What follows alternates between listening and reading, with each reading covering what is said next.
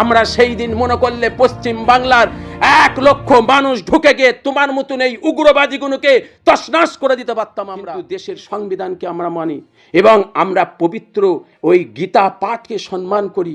ওই পবিত্র জায়গায় তোমরা এসে পবিত্র জায়গায় নাম দিয়ে তুমি আমার এক ভাইকে মেরে যাবে, আমরা চুপ করে বসে থাকবো? মুসলমানদের মারো, মুসলমানদের টুপি খুলে নাও, মুসলমানদের দাড়ি দান দিয়ে মারো, মুসলমানদের হচ্ছে জিহাদি বলে মারো, মুসলমান গো হত্যা করেছে বলে মারো, মুসলমান মসজিদ মন্দির করে মারো, মুসলমান বহিরাগত বলে মারো, মুসলমান ব্যবসা করতে গেলে মারো, মুসলমান গ্রামে গেলে মারো, মুসলমান অসহায় একটা গ্রামে যাবে ব্যবসা করতে সেখানে মারধর করো। এইটা কি করে হতে পারে? মুসলমান কি করে চুপ থাকতে পারে? আমিও ভারতী, তুমিও ভারতী, তোমার যতটা রাইট আছে আমারও রাইট আছে। তুমি যদি আমাকে মারতে পারো আমিও তোমাকে মারতে পারি।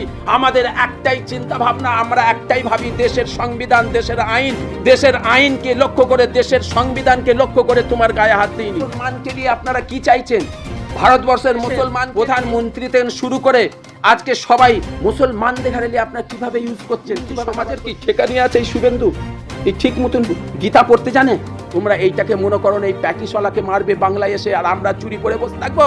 প্যাটিসলার যে প্যাটিসলাকে মারধর করেছে প্রশাসন তাকে সাজা দিয়ে দিয়েছে, শুভেন্দুর মতন মানুষ তাকে ফুলের মালা চড়া দিচ্ছে।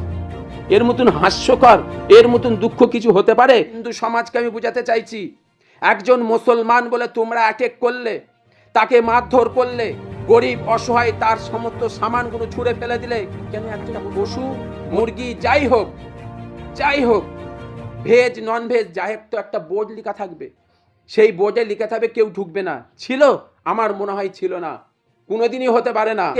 হিন্দু সমাজকে আমি বুঝাতে চাইছি, যারা হক কথা বলে, সত্য কথা বলে, অসহায়দের পাশে দাঁড়ায়, তাদের কাছে আমার প্রশ্ন, যারা এই পশ্চিম বাংলাকে বাঁচাতে চাইছে, পশ্চিম বাংলার সংবিধানকে বাঁচাতে চাইছে, তাদের কাছে প্রশ্ন, তোমাদের মুখে জবাব নেই কেন? আজকে এত বড় ক্ষমতা হয় কি করে? একজন সন্ন্যাসী ধর্মগুরু হয়ে সেই স্টেজের ওপরে দাঁড়িয়ে কি করে বলতে পারে হিন্দু রাষ্ট্র বানাবো? এইটা কি করে মেনে নিতে পারি আমরা? এই ভারতবর্ষে 90,000 প্লাস মানুষ দিল্লির গেটে লেখা আছে, তার মধ্যে 65,000 মানুষ প্লাস হচ্ছে মুসলমান, দেশের জন্য শহীদ হয়ে গেল। আর তুমি ওই স্টেজে বসে পশ্চিম বাংলার মতন জায়গায় বসে তুমি বলতে পারো, তুমি কি করে বলতে পারো হিন্দু রাষ্ট্র বানাবো, হিন্দু জাগো, হিন্দু জাগো? তোমরা কি বুঝাতে চাইছো? রাজ্যে আমাদের উত্তরপ্রদেশ করতে চাইছো, গুজরাট করতে চাইছো, মধ্যপ্রদেশ করতে চাইছো?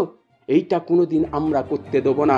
ওদের ঘরে উদ্দেশ্য করে বলছি, যারা হিন্দু মুসলিম আলাদা করতে চাইছে, তাই আমি সকলকে এই ফুরফুরা দরবার থেকে আমার একটাই বার্তা, আমির পীরজাদা নাজিমউদ্দিন, আমার এতটুকুন বার্তা, আমার দেশে আমার রাজ্যের আমনকে আমাদের ফেরাতে হবে।